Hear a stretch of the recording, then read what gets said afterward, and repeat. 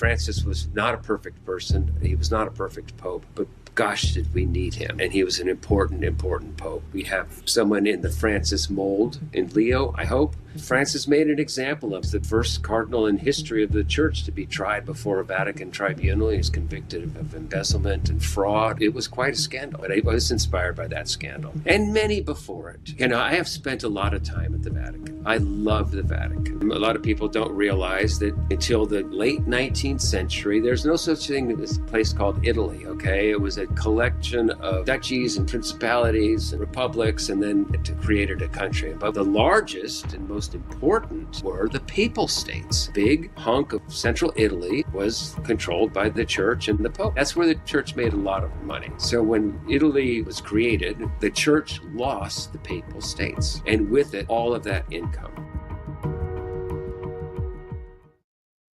Welcome to Open Book. I am your host, Anthony Scaramucci, and this is my favorite time of the year. Happy 4th of July to everybody, but it's also my favorite author. I do have to confess this, so other authors out there, please don't be mad at me. But Daniel Silva, who I have read for probably 15 years, one of the greatest American spy novelists ever, and he's a returning guest and a great friend of mine and a friend of this show.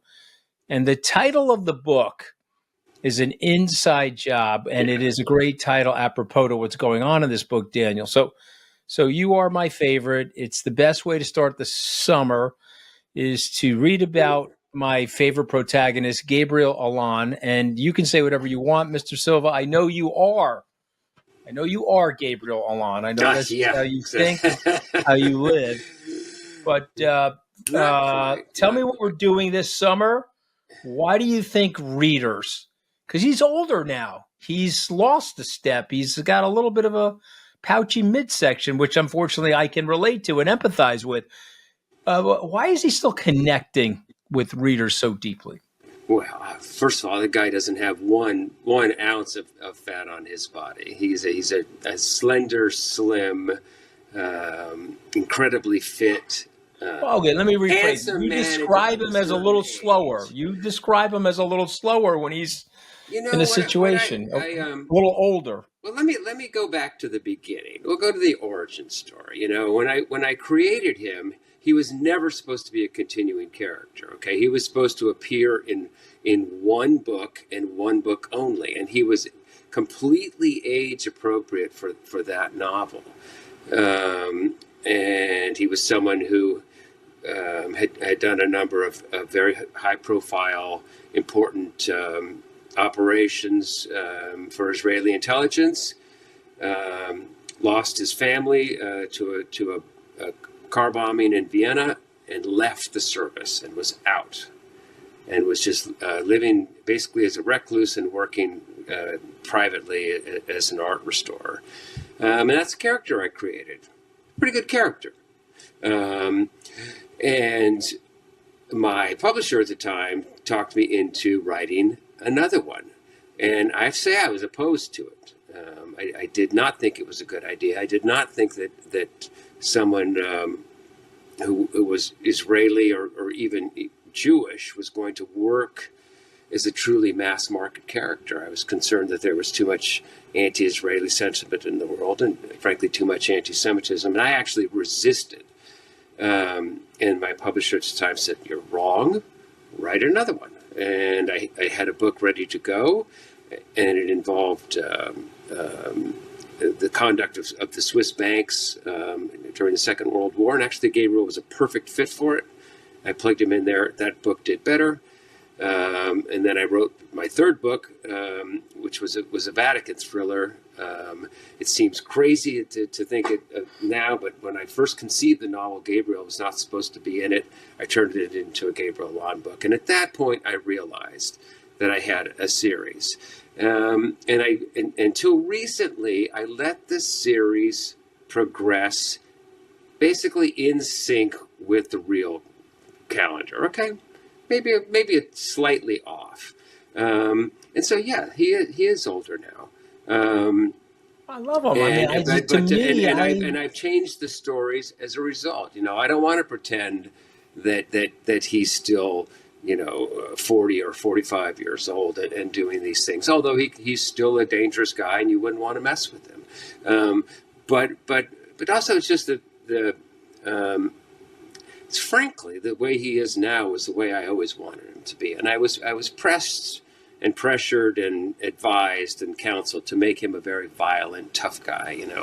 The whole tough guy thing was really working at that time, and a part of me regrets that, because this is who he really is. Yeah, so let's describe him. He is multilingual. His grandfather was one of the great German expressionist paintings. His mother was a very prominent painter. So he, as I write of him in this book, he's born with a paintbrush in his hand. He was born in Israel, but his first language is German. So he speaks German, Hebrew, Italian, French, and he speaks perfect English. So he's an incredibly brilliant guy. He, as I point out in this novel as well, he never finished has no formal education, because his education was interrupted by war and terror. But he's a very erudite, amazing individual with a unique skill set, and I have tailored the stories now to fit a character like that. He's more Robert Langdon and a little less, Jason Bourne and Jack Reacher. Yeah, but listen. First of all, I learn something every summer. I've learned about the Vatican, my church. I'm obviously, as you and I both talked about, I'm a practicing Catholic. I've learned about your prediction skills. I do know you're a little bit of a mystic. You're able to see into the future and portend some of the things that are going to happen to us, whether they're acts of terrorism or strategic alliances that are happening in the world, wars that are about to take place. Let's go to the novel. It kicks off in Venice. Yep. We're with Gabriel. He's restoring an altarpiece. Why that city? The Titian altarpiece, I should say. Why that city? Why that painting? What drew you to the story there? Well, Gabriel has... Venice is where we sort of met Gabriel. That's where he was living early on in the series. It's where he trained as an art restorer. It's where he served his apprenticeship. He is, by popular acclaim, by universal acclaim, he is the greatest restorer of Italian Renaissance paintings in the world. So he lives in Venice. He and his wife run the most prominent restoration firm in Venice. They are taking care of all those Catholic churches there and all the art inside them, and they are doing big restoration projects of all the churches and buildings and art in Venice. So they're a very prominent couple in Venice. So we meet him in this novel. He's working on one of the Titians in the Basilica di Santa Maria della Salute. That's that gorgeous basilica that you see it stands right near the mouth of the Grand Canal on the Dosaduro side of the canal. One of the stunning landmarks of Venice. And during his mid-morning coffee break one day, he goes out to the end of the point there, and he's looking across the water towards Maggiore, and he thinks he sees something out there. And he asks a water taxi driver to take him out there, and what he discovers is a badly decomposed body of a young woman. And we're off to the races. And the Italian police ask for his help in the investigation. Not to be too graphic here, but the corpse is badly decomposed, and they need to produce a forensic sketch. And we see a new skill set that Gabriel has, his ability to produce a forensic sketch, which is something that's just always fascinated me, trying to either turn a skull or badly decomposed human remains into something that we can use to help identify a decedent. And we see that he's able to do this, and one thing leads to another. And he's on the trail of a long lost painting by Leonardo da Vinci. All right, it's summer, and let's be honest, there's nothing worse than tossing and turning in a hot room, sweating through the sheets like you're on a bad cable news hit. I've had those nights, and they can be miserable, which is why Cozy Earth's bamboo viscose sheets are a game changer. These sheets are temperature regulating, incredibly breathable, and they help you sleep several degrees cooler. I'm telling you, the first night I slept like a baby. No heat, no humidity, just cool comfort. Cozy Earth even gives you a 100-night sleep trial. So try it during the hottest stretch of the year. If you're not in love, send it back. But trust me, you won't. Upgrade your summer. Go to CozyEarth.com and use code OPENBOOK for 40% off best-selling temperature-regulating sheets, apparel, and more. Trust me, you'll feel the difference the very first night. Sleep cooler, lounge lighter, stay cozy. You think there's one out there? Do you think that there is a long-lost Leonardo somewhere that we have? You know, this is something that I went into before I even started working on the novel with my contacts and my people inside the art world.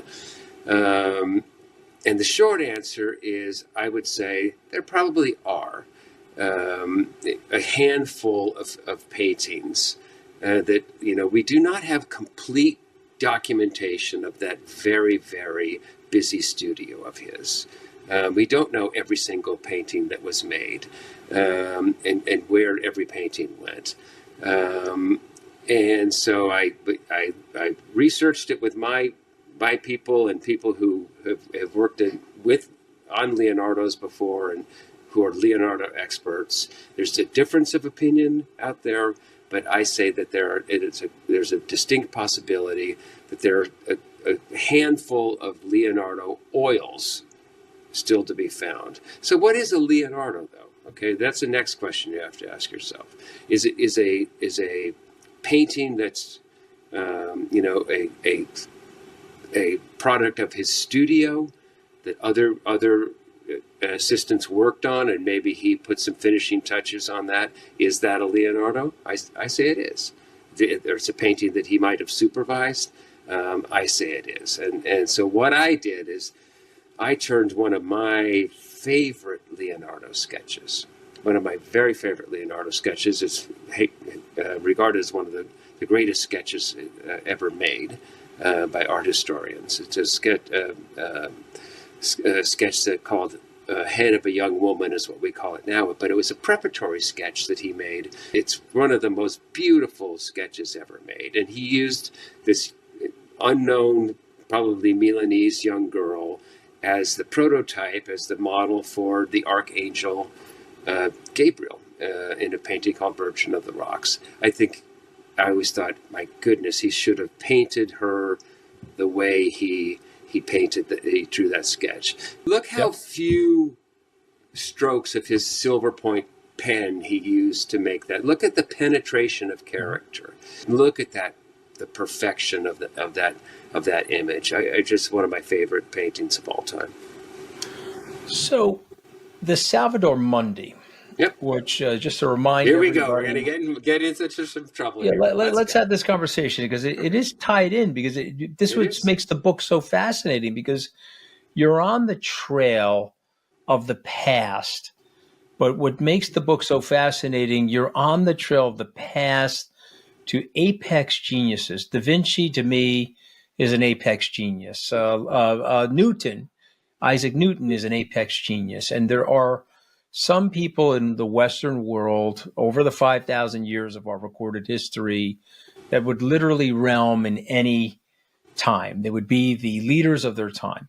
And so that's what makes it so fascinating. You're on this trail. So let's talk about the Salvator Mundi for a second. For those people listening in that may not know it, the Salvator Mundi was discovered in Louisiana. It was brought to a few restorers, and some of them drew the conclusion that it was a Da Vinci, and some, I guess, it was a woman. I think it was brought to one.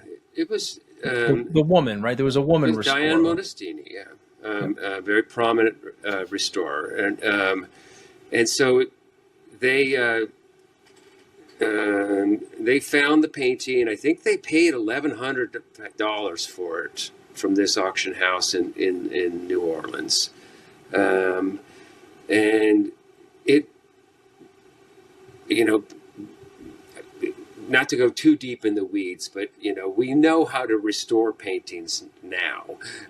For centuries, though, they were subjected to barbarous restorations, or what I would call them repaintings. This thing was covered with layer upon layer upon layer of overpaint, as we call it.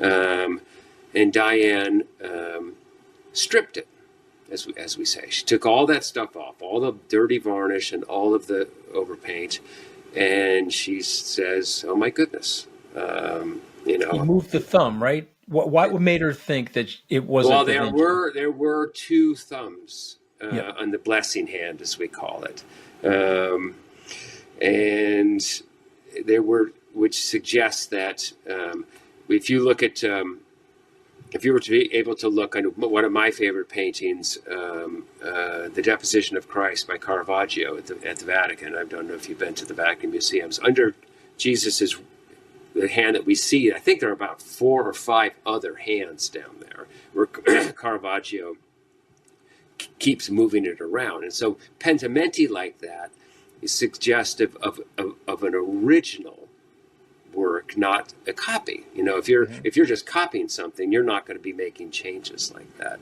And so that thumb is is suggestive of I have hedge fund managers that were thinking about bidding on it, and they were worried that it wasn't real. They didn't say that it wasn't real. They just were worried that it wasn't. Sure. It wasn't conclusive to them. Was Sure. it conclusive to you? Is the Salvator Mundi real? I'm going to leave that to people who know a lot more about it than I do. Okay.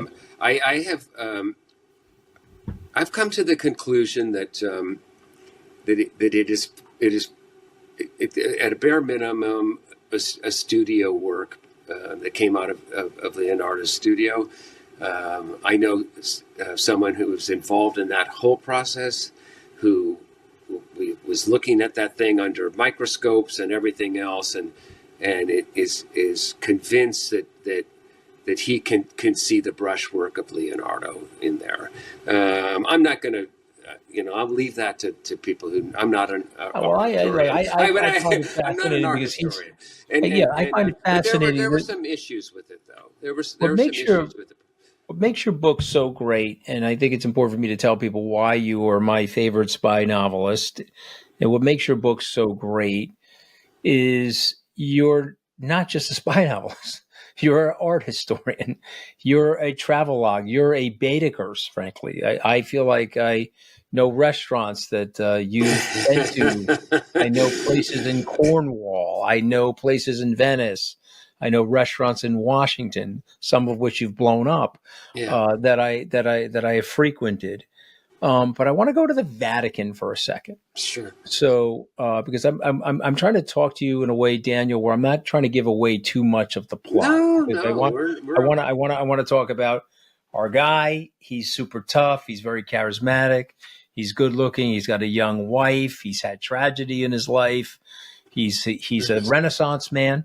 Definitely. He knows his wine. He knows his art. But he also knows how to beat the daylights out of somebody and be an assassin if necessary. But you pick things for a reason. So story set in Venice. You've explained that. We've talked about what we're looking for, which is fascinating because that's part of our world right now. We found one, and obviously the Crown Prince owns it.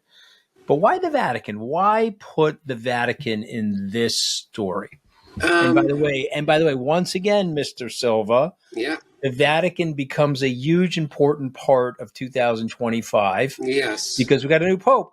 You picked the Vatican before that happens. Boom, here we are. Why the Vatican? Well, as the fans of the series know, I mean, there are subsets to the Gabriel books. There's a Russian subset of novels.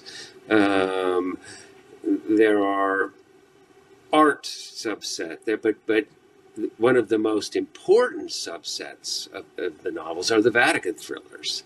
And as I said a moment ago, Gabriel first encountered the Vatican in a book called The Confessor.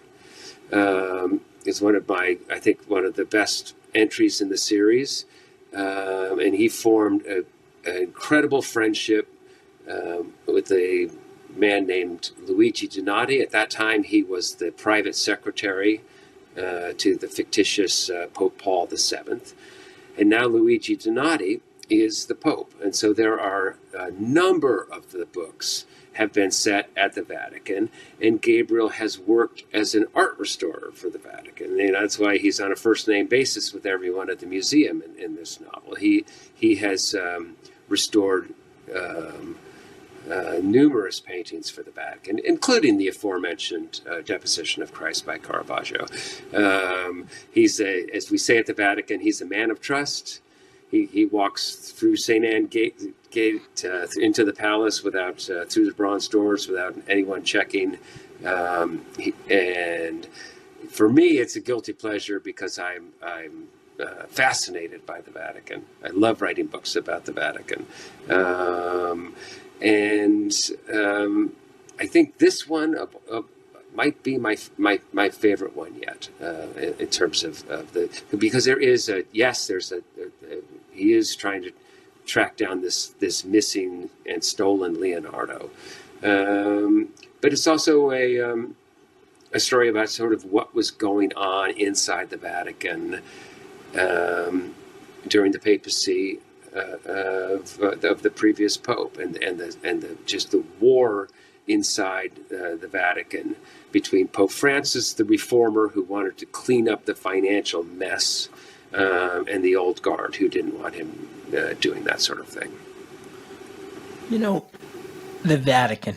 Yeah. And I love my church. Oh, and, yeah. Obviously, there's an expression in Italian, which I'll translate. So do I, by the way. So do I. Once a Catholic, always a Catholic. Now, my church has its problems. Have there been scandals? There's been, obviously, the sex issues, which has hurt the church and in many ways weakened the church. But there's also been some corruption inside the Vatican. And so the corruption that you're detailing, and again, I don't want to go into it, I don't want to ruin the plot, but the corruption that you're detailing in the Vatican, how much of it is rooted in actual events?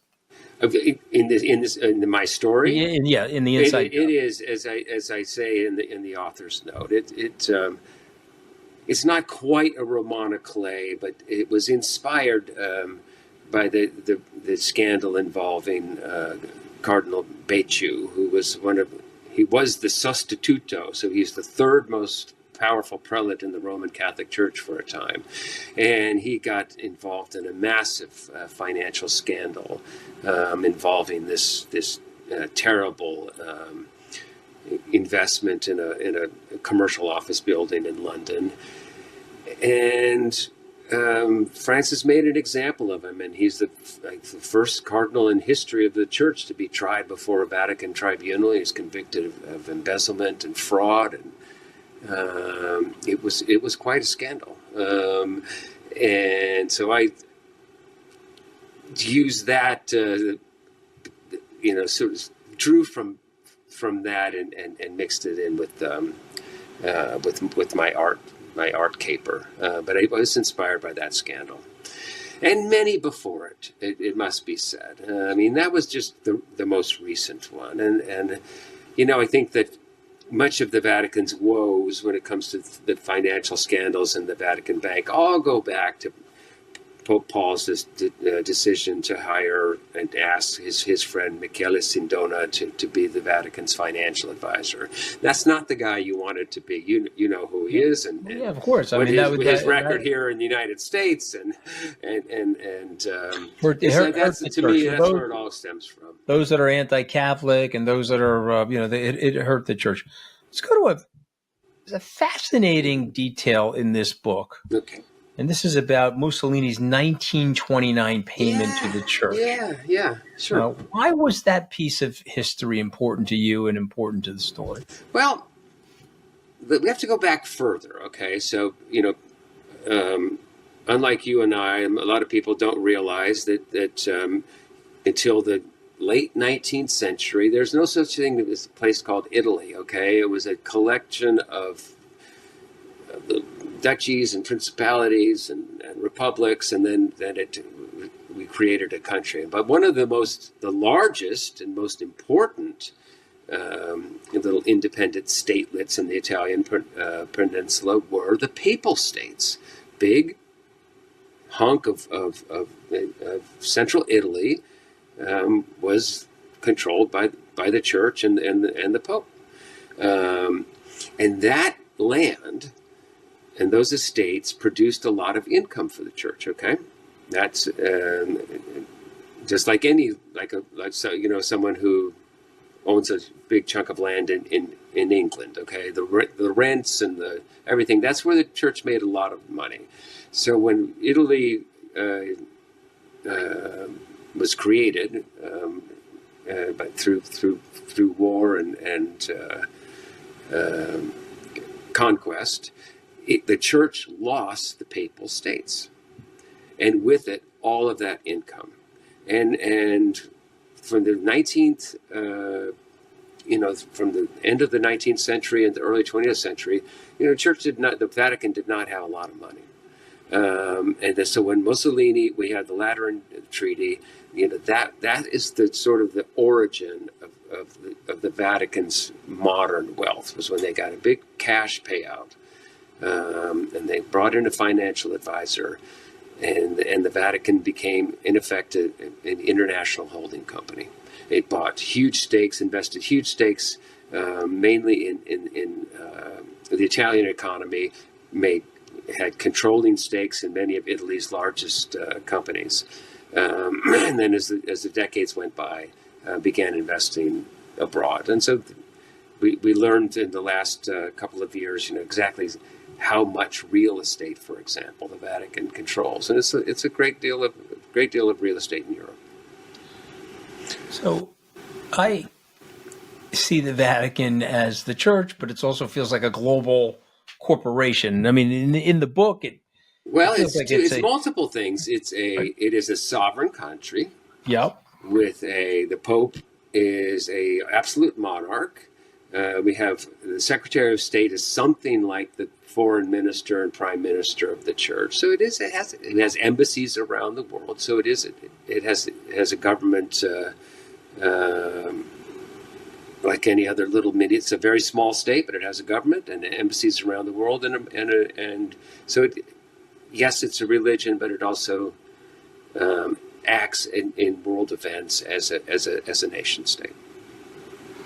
So again, we have the church. Yep. We have arguably one of the most famous artists, and when we think of the word Renaissance man, I mean, you got to think of Da Vinci, Michelangelo, others, but Da Vinci is really the guy. And we have this brilliant former Mossad agent, and you've got murder, corruption, history. It's all blended in here. Love the book. I'm going to tie it up with the 5 words, and you may remember this from other times you've done this with me. My producer and I picked out 5 words, and we'd like you to give us the Rorschach test, a few words about it, a sentence. I'm going to say the word Vatican. What comes to mind? You say what? I have spent a lot of time at the Vatican. I love the Vatican. I was able to spend several days in close proximity to Pope Benedict when I was working on a book.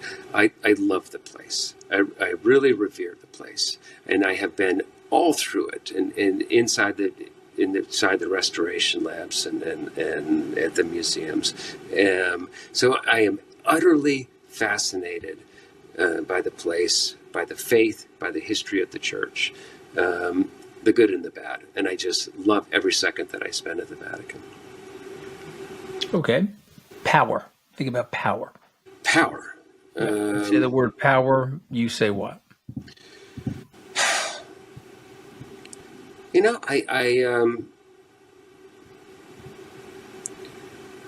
I'm just like I'm liking that word less and less and less, to be honest with you. Yeah, I hear the word corruption. Unfortunately, when I hear the word power, that's what I I think think. of I think of Lord Acton, sir. I think power, corruption. And I don't know if you we didn't get a chance to discuss the Pope in this novel, Pope Donati, and I don't know if you got a chance to read the sermon that he delivers in Palermo. Mm-hmm. And that is the set aside everything else. That's the most important moment of the book, and why I'm so pleased. Why I personally was, Francis was not a perfect person. He was not a perfect pope, but gosh, did we need him? And he was an important pope. And we have someone in the Francis mold in Leo, I hope. And when I hear the word power right now, I guess my first thoughts goes to the powerless. That's where I am right now. It's interesting, and I'm going to bring this up. You could react to it. I think we have an American Pope because the Vatican. And by the way, he's a great guy, and I had the opportunity to meet him when we were restoring St. Patrick's Cathedral. Lucky Ken you. Langone had him in town and with Cardinal Dolan, and we spent a lot of money. Us New York Catholics spent a lot of money restoring the cathedral, but. He's a great guy, and he's now Leo, the 14th, but we were calling him Father Bob back then. Father Bob. And he's a great guy.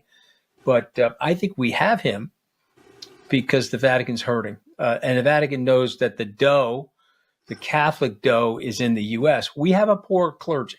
If you look at the 2 billion Catholics and you look at where they are around the world, it's an indigent population. Sure. And the Vatican has a little bit of a shortfall going, could be from the sexual scandal payments, other things. And I think Father remember Bob, the Vatican. He's going to be a prolific fundraiser for them. Sorry, what were we going to say, Dan? The Vatican very skillfully siloed itself off from that scandal. It drew a firewall and kept it. The payouts were made at the diocesan level, and that's why we bankrupted so many American dioceses around the world. There were huge payouts, but the Vatican took steps to protect sort of the core holdings of the church, in my opinion. Yeah, listen, the church is going to long after we're gone. You and me, my friend, the church is going to be here. The church, the people. I hope so. Well, I believe so. Well, anyway, I'm a Catholic, so I believe that. Let's go to the word art. I say the word art. You say what?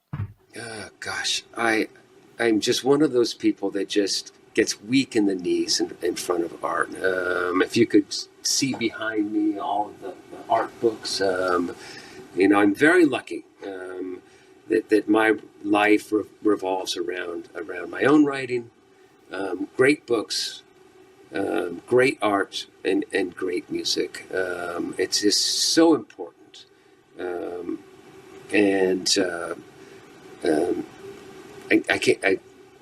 at a loss for words how much art means to me and how important art is. And it should be more than just a fungible asset. It should be more than just an asset class. I know a lot of people put tons of money into art, and they do it for investment reasons. I wish it were all in public display and not locked in the Geneva Freeport. It's just so interesting. When I hear the word art, I think of eternal. I think this is the expression from human beings, the chip of creativity that's going to outlast all of us. Well, we see Gabriel.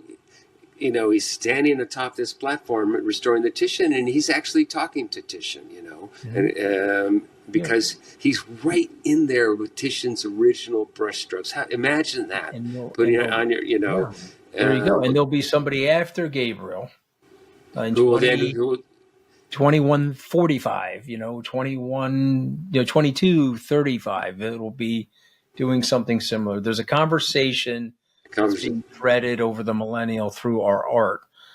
about the word Daniel Silva? When I say the words Daniel Silva, Gosh. You know, as I can start to see uh, the end of my career, and you know, I'm thinking more and more what I'm going to leave behind. You know, yes, I write spy novels, but I mean, this is not a spy novel by any means. It's a mystery. It's actually sort of a novel, to be honest with you, more than anything else. And I guess what I hope people will remember about me is in my books is that they aren't about pure power and about you know, bad guys shooting up the place. That I hope that people will understand what my kindness and my humanity as a writer. Okay, yes, I do write popular fiction. Yes, I do write commercial fiction. But there's a message in all my books, and they're much more than that. And I hope that when I'm paws up, as I like to say, that's what I'll be remembered for. My humanity. I'm gonna channel your wife. I'm gonna say stud author when I think of Daniel Me? Silva. Stud author? Yeah, you know you are. I mean, look at you. Look how elegantly dressed you are. Okay, I'm sitting here in a T-shirt that says "Don't make me repeat myself." And you're sitting there swanking. I would have gotten dressed for you regardless. Swank as can be. You're sitting there. You're sitting. The next time I see you, I'm going to be in a suit. It wasn't that amazing wedding. Okay.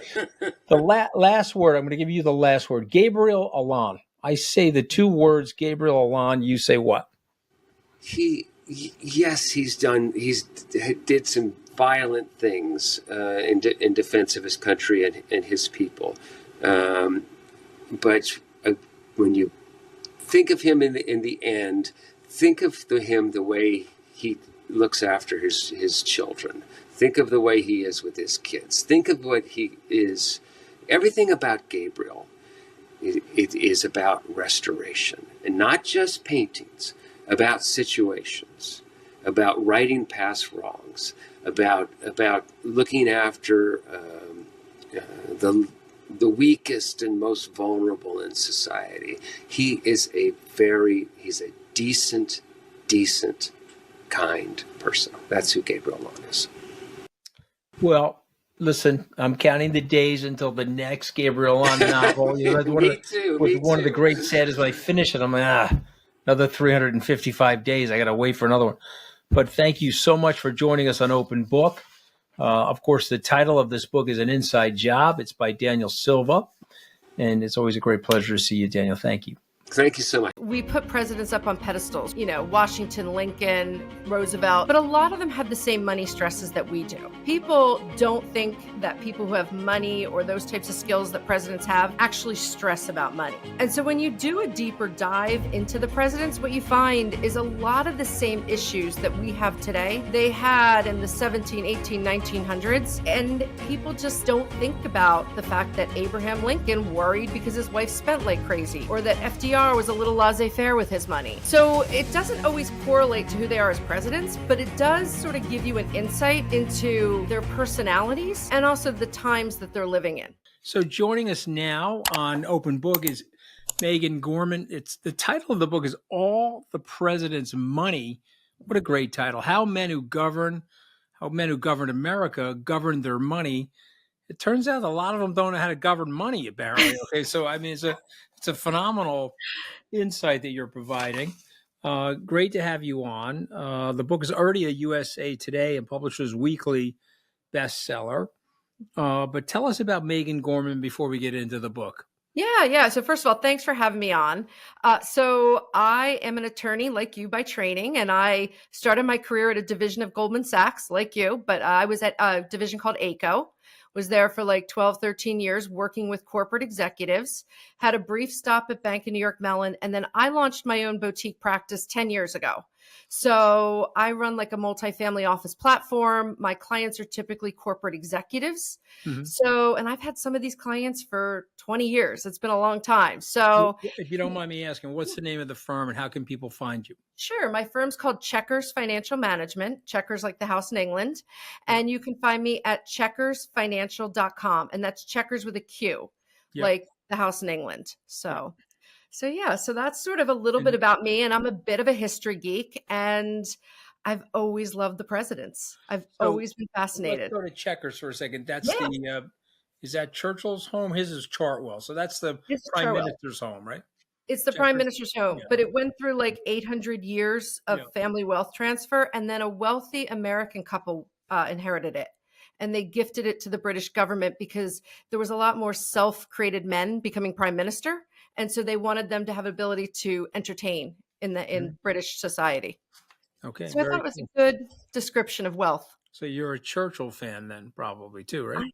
I am. I Yeah. am. I do like Churchill, and apparently there's a book about Churchill's money as well, which I haven't had a chance to read, but I think it would be Oh, sort of fascinating. I he can't was imagine him terrible. being good with money. Yeah, He was terrible. exactly. He was always in debt, always in debt, always in debt. He only started really making money after the war when he started publishing those books on the Second World War. And he said he was going to come out very well in history because he intended to write it. So that's why Yes, he was going to come out so well. and he All had right, very good taste. but this book is fascinating. I'm sure you're giving it out to clients Mhm. because what happens is you're working on something else and your life goes untended. Or what do they say? You know, the shoemaker's shoes are always in disrepair. These guys are moving trillions and they're working on the economy, but they're not really doing that great of a job managing money. Right? Some of them are, but not a lot of them. Do I have that right? That's what I sort of got from the Well, book. here's the thing. I think the thing is we put presidents up on pedestals, right? Washington, Lincoln, Roosevelt, but a lot of them have the same money stresses that we do, right? And Yeah. over the course of my career, and you've been in the money world for years, people don't think that people who have money or those types of skills that presidents have actually stress about money. And so when you do a deeper dive into the presidents, what you find is a lot of the same issues that we have today they had in the 17, 18, 1900s. And, people just don't think about the fact that Abraham Lincoln worried because his wife spent like crazy, or that FDR was a little laissez faire with his money. And so some of them were really good with their money. And surprisingly, some of the ones that were really good with their money were not great presidents. You don't think of Warren Harding as one of the greatest presidents, but he was pretty good with money. Same thing with Herbert Hoover. So it doesn't always correlate to who they are as presidents, but it does sort of give you an insight into their personalities and also the times that they're living in. Okay, fair enough. Let's go right into it then. So, you also make the point, that financial health of the president, it does have some influence on policies, though, too, maybe, right? In terms of where they come from, their upbringing, a little bit, Yeah, right? I think a little bit. I think it allows them to relate to people and the struggles that people have. But at the same time, you could look at a Hoover who grew up as an orphan, who struggled in life and then made his money. And he probably didn't relate as well to people during the beginning of the Depression. Whereas Right. FDR, who always lived in comfort, I think could connect to the average person on a greater level. Yeah. So it's not about their fiscal, it's not about their I presence. read, not to interrupt you, but I Yeah, no, go for it. read that differently. See, Okay. because I know a lot of upstart people. I grew up in a blue collar family, and so I have great empathy for that struggle. But I have a lot of friends of mine that grew up like me, Mhm. and they have a little bit of a callous disregard because they think, well, I did it, so these people should be able to do it. You see? Yeah. And whereas FBR was like, hey man, I didn't have to do that. That looks like it's really hard and sucks. See the Well, I think, difference? yeah, and I think maybe you're bringing up the Reagan conundrum, right? Yeah, exactly. Reagan grows up Exactly. poor, father's an alcoholic. They literally are leaving town in the middle of the night to escape their landlord at times. And Reagan, I think because he was a quote unquote bootstrapper, right? When he became governor of California in Mhm. particular, he really went after the UC system and, thought that people were making a big deal out of nothing, that they would have to eventually take loans to get education, right? So I Mhm. think to your point, Reagan is a very good example of that. But Hoover too, right? Or no? I thought Hoover was a little bit too. Maybe a little bit. Yeah, he did bootstrap. And I think Hoover, from a personality standpoint, I think internally was a warm person, but I don't think he knew how to exude it, right? Part of the brilliance of FDR is he had a charm that allowed him to connect to everybody. Yet I always find FDR a little bit of a cool character underneath that sort of charisma. Well, he was very detached. He didn't. Right. Yeah, when he rolled away from the microphone, there was a real sense of detachment, and his children complained about that, and of course, he was eventually estranged from his wife. Right. All right, And by the way, I think Churchill found that frustrating with him. Yeah. Churchill was such a big, warm character. Yeah. And I think the fact that FDR never was a great connector in that sense, or was a cool character, was something that was frustrating for Churchill. But remember, FDR got snubbed by Churchill when he was Undersecretary of Navy, and he went to see him, and he snubbed him. And it was always a sore spot for him, because it's like, okay, now I'm important, If you remember what Churchill said about FDR, and FDR countered, Churchill once said, meeting FDR for the first time is like opening a bottle of crisp champagne. But FDR said, well, when you met me for the first time, you didn't even give me a water. And he goes, what are you talking about? He says, well, you met me. Here's where you met me, and you were quite rude to me. So it just goes to show you that the personal interaction, Megan, is all of it, right? It totally is. Yes. So, yes. But I think you bring up a good point about the bootstrapping, right? Because like in looking at the presidents, and I grew up middle class in Southern New Jersey, right? Like, I've had to pull myself up by the bootstraps. And I always found in looking at these presidents, you relate to the ones who had to work really hard to get ahead. Yeah. Whereas some of the ones where, the Roosevelts and the Bushes and the Kennedys, it's a little bit harder to relate to their stories. Yes. Makes sense. Well, let's go to Jefferson for a second, if you don't mind, because I thought that whole thing was fascinating. I mean, he always struggled to maintain his lifestyle. So tell us about him. He's had slaves, obviously. He had a big estate. Have you ever visited Monticello, by the way? Or Monticello? I have, years ago. Yes. Yeah, it's a beautiful place. It's stunning, right? And look, you think of him as University of Virginia, but he was living, how do they say, hand to mouth, right? Totally. Big asset base, right? We have 12 slave holding presidents. He was one of them, but he was always illiquid, right? And he did things that didn't always work in his best interest, right? So he took on his father-in-law's debts. When his father-in-law died, he would often loan money to people when he really wasn't in the position to do it. And he didn't actively manage his plantation, right? And in comparison, right, his peer, George Washington, similar type of asset base. But Washington, and you see this even in his letters throughout the Revolutionary War and as president, was always actively managing the plantation. So, with Jefferson, it all sort of catches up. And Jefferson also spent so much time in France, he had really good taste. And so at the end of his life, as you know, he gets to a point where he can't afford his lifestyle, right? And the debt is just accruing and accruing and accruing. And at that point, what you find is he sort of decides to put Monticello up for auction. And it appears in the Saturday Evening Post, right? An ad, you could buy tickets and so on. And, he puts it out there and people start buying tickets. And then a group of people get together and tell him, really, you shouldn't be putting this up for auction. We'll help raise money for you. And, he does take it off auction. They don't really raise a lot of money for him. And he does struggle through the rest of his life. And then when he does die, the Monticello does get put up for auction. And so, it's a story of someone who was really never present with their money, really not engaged at the level you would want to be, but yet gave off this aura, right? That everything was fine, everything was good. And they even said, like, at the time of his death, Monticello was very run down. He just couldn't keep up with the maintenance. So what makes this happen? You're a student of psychology because you're a wealth manager. So, you've got to give out psychotherapy. I have to coach when I put the Bitcoin position on, these people flipped on me, and a lot of them told me to scram and they redeemed. Now the ones that are with me that are up 3.5 to 1 are like delighted, but I had to coach these people. I had to calm them down. I feel like people and their money, there's like a weird psychology. So these people seem so focused on their jobs. They're not really that focused on their money, right? Or no? It's not that. I mean, I feel like with Jefferson, and it's first of all, he just never made the sacrifices to create liquidity, right? So in the situation you just told with what you're dealing with the Bitcoin and so on, I mean, if you're going to go and do these illiquid investments, you've got to have a ton of cash on the sidelines, right? Mhm. Dry powder is a good thing. Yeah. And Jefferson really never understood that, or never chose to understand it. Like he just Right. wasn't Right. willing to be present.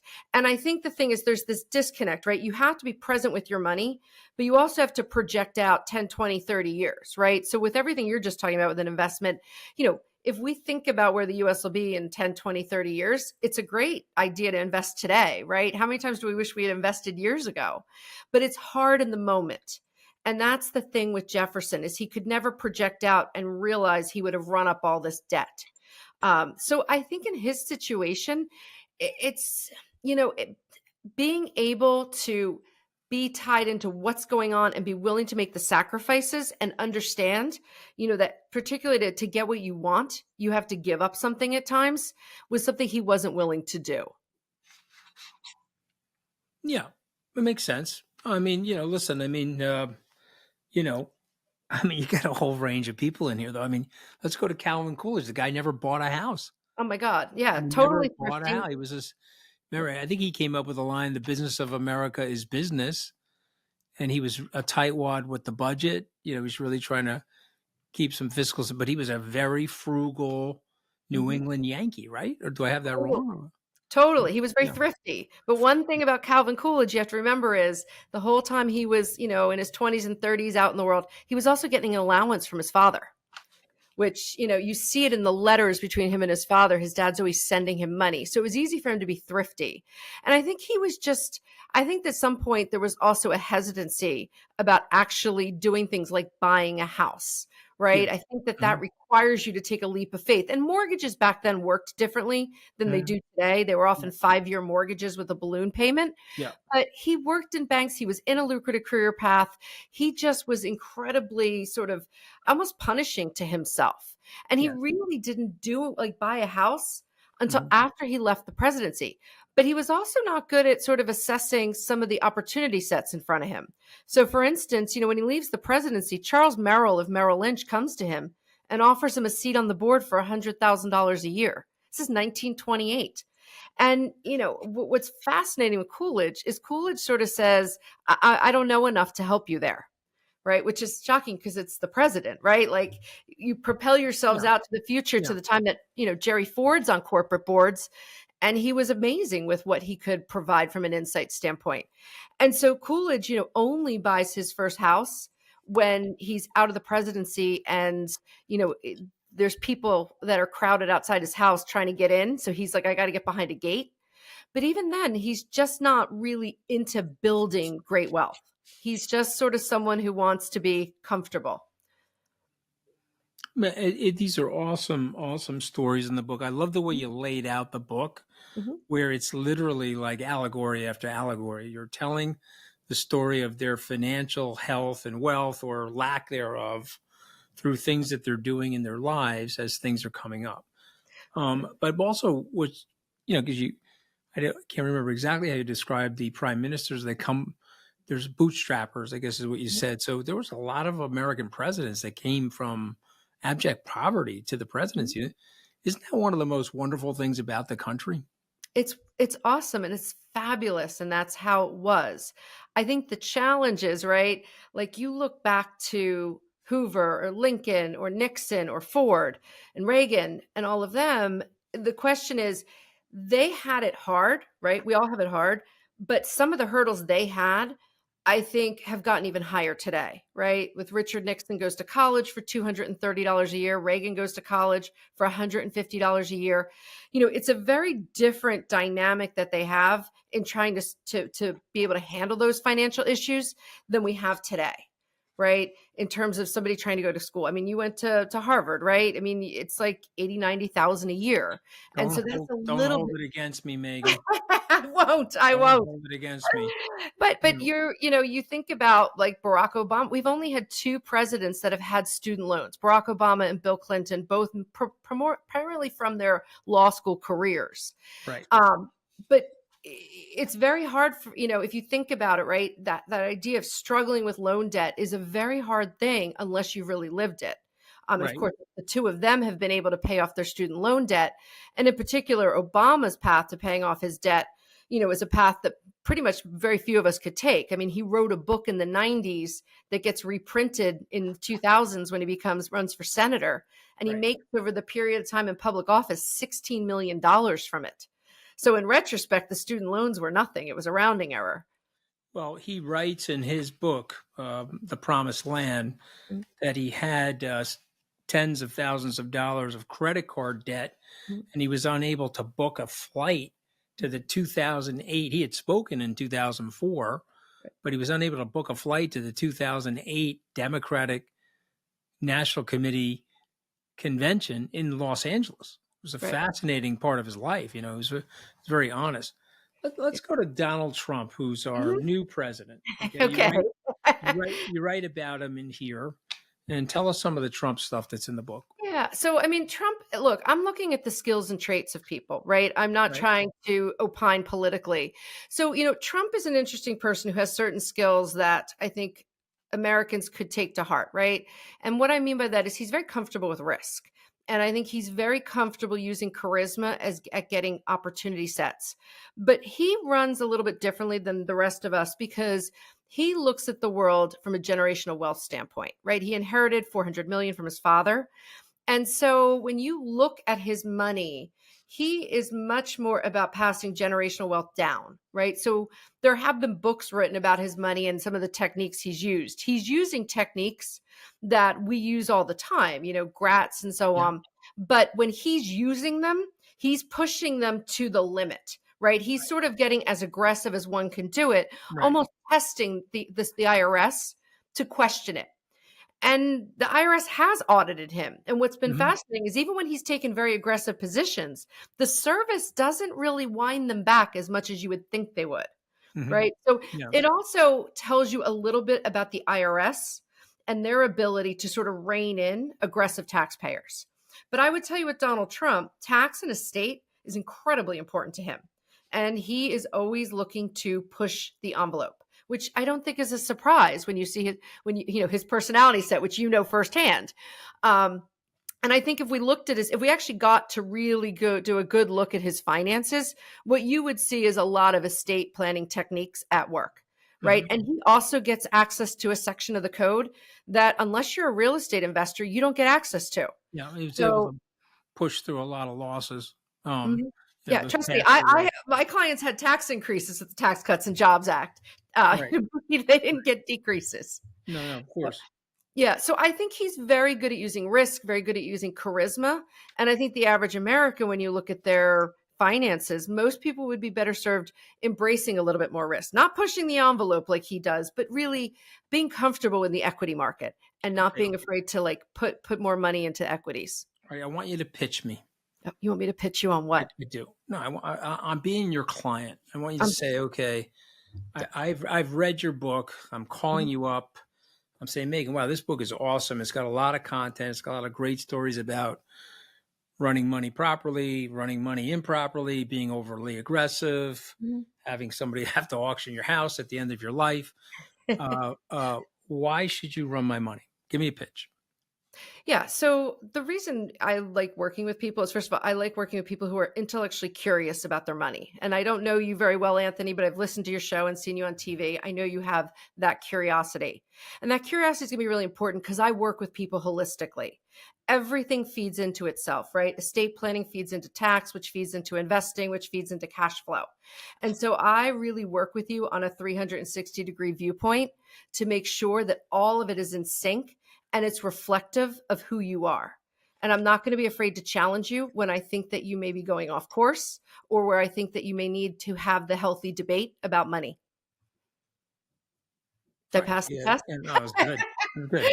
I'm hoping this ends up on one of your websites somewhere. This is I really know. good. I should take. I should You could clip just this. you could just cut this piece. It's very Yeah. good. But, All right. you So, work with money. Money's a fascinating thing, and people's behaviors around it just really. Sometimes it's mind-boggling how people behave. I feel very fortunate. I work with corporate executives, so they're a little more strategic. mhm. But I found with the presidents, some of the stuff that they do could be, was a little bit, interesting and a little bit out there. I never thought I'd figure out that President Eisenhower used to play poker to Right. pay for things. Seems a little bit crazy. Yeah, I mean, Trump got there later in his career. He was focused on money from 0 to 69, but most of Mhm. these guys are focused on their political careers, or getting to those jobs. Um, Yeah. do you remember Greg Hokamp? Does that name sound familiar? He The worked name at sounds Goldman. familiar. Yeah, he worked at Goldman. He was responsible for that ACO acquisition, but I guess he was probably an M&A, not. I just thought I'd throw Yeah. that out there. All right, Yeah. so we're down to the 5 words. If you've heard our podcast, my producer comes up with and distills 5 words from your book. Okay. I'm going to say the word. You give me a sentence or two or a word. Something Mhm. comes to your mind. Okay. I say the word money. Money is all psychology. It's all about brain work. It's interesting because I say it's an albatross or it's freedom. It's depending how you look at it. But yeah, it's psychology. Okay. What about the word power? Power, it's all, when you think about power, I think it's about getting access to a lot of different opportunity sets and trying to navigate it without falling. Mm-hmm. All right. What about finances? I say finances. You say what? Finances are the nitty-gritty day-to-day money-making aspects of money and wealth building, Like things like budgeting. it's like management. Okay. What Exactly. about wealth? Let's go right to wealth then. Wealth is empowerment. It's the ability to have a lot of choices to say yes, and more often than not, saying no. And that's how you build wealth. Well said. All right. Last one. You ready? Mm-hmm. I say the word president. You say what? The American dream, in the sense that I love the fact that there's these people that, I mean, it's so far been men, grow up regular people in small towns in America, and they grow up and they achieve the highest office. It's so exciting, and it couldn't happen anywhere else. Yeah. Well, or my life and perhaps your life too couldn't happen anywhere else, which makes the place so unique and so interesting and why we all have a love affair with it. So the title of the book is All the President's Money, How Men Who Govern America Govern Their Money. What a great book. What great stories in this book, and thank you very much for joining us on Open Book. And I hope you come back. What, are you going to write another book? You know what? I may have it in me. I don't know. My husband might strangle me if I try to write another book. This took 4.5 years with all the research, but I think I have another one in me. All right. We'll Well, see. I'm looking forward to having you back on. Write another book. I will. Thanks for All having right. me on. I really And appreciate great it. pitch, though. I thought that was really good. Oh, thank you.